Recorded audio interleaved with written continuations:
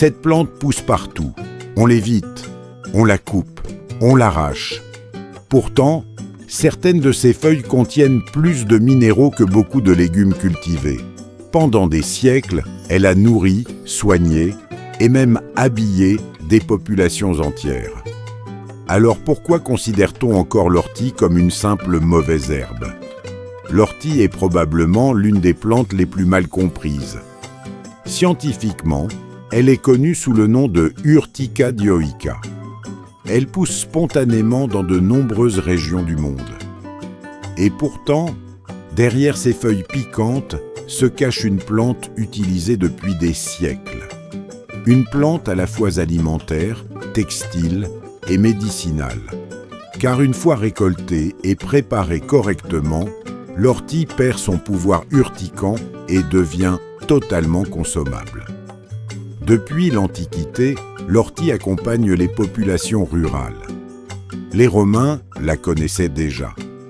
Plus tard, dans les campagnes européennes, elle devient une ressource précieuse. Ces fibres servent à fabriquer des tissus et des cordages. Mais surtout, l'ortie est consommée comme aliment. Pendant certaines périodes difficiles, elle permettait d'apporter des nutriments essentiels lorsque les ressources manquaient.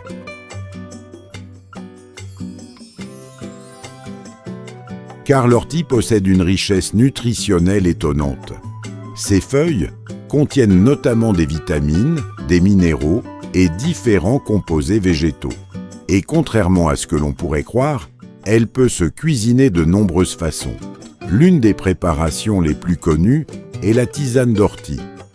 Une fois les feuilles séchées puis infusées dans l'eau chaude, la plante développe un goût végétal doux, proche de certaines herbes sauvages.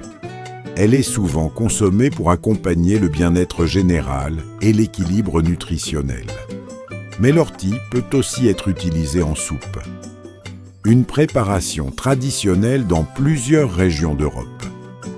Les jeunes feuilles sont alors cuites, mixées avec des légumes et transformées en potage riche et nourrissant. Ce qui rend l'ortie particulièrement intéressante en cuisine, c'est sa densité nutritionnelle. Certaines analyses montrent qu'elle peut contenir du fer, du calcium, de la vitamine C ou encore des antioxydants naturels. Une composition qui explique pourquoi elle a longtemps été considérée comme une plante revitalisante. Aujourd'hui encore, elle attire l'attention dans le domaine de l'alimentation naturelle. Mais au-delà de ses qualités nutritionnelles, l'ortie intrigue aussi les chercheurs. Elle contient une grande variété de composés végétaux, flavonoïdes, chlorophylle, minéraux et autres substances naturelles. Une complexité chimique qui pourrait expliquer son utilisation traditionnelle à travers les siècles. Pourtant, avec l'arrivée de l'agriculture moderne et des aliments industriels, l'ortie a progressivement disparu des cuisines.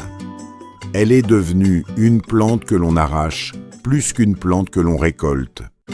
Une image paradoxale pour une plante autrefois considérée comme précieuse. Aujourd'hui, l'ortie revient progressivement. On la retrouve dans certaines infusions, des recettes traditionnelles ou des produits naturels modernes.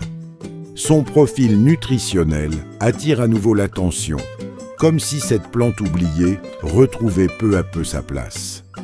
L'ortie est peut-être l'exemple parfait d'une vérité oubliée.